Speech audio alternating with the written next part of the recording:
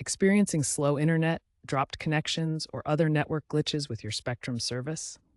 Power cycling or rebooting your modem and router is often the quickest and easiest fix.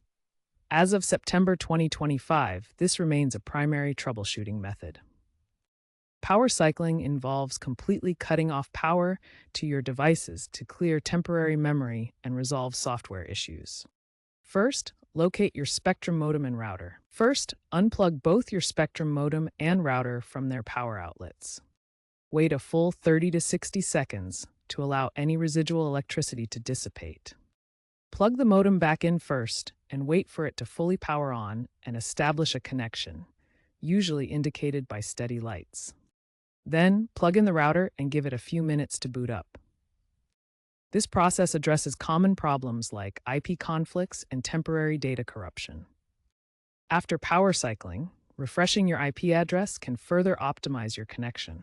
Access your router's settings, usually by typing 192.168.1.1 into a web browser while connected to your network. Look for an option to release and renew your IP address. This process varies by router model. Alternatively, use the My Spectrum app, which offers remote reboot and IP refresh options for newer Spectrum modems and routers like the Spectrum Wave 2.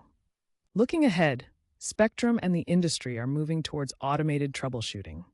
AI-driven diagnostics and apps predict and even automate reboots based on usage patterns. Mesh Wi-Fi systems and energy-efficient modems also contribute to more seamless and stable connections, potentially reducing the need for manual power cycling in the future.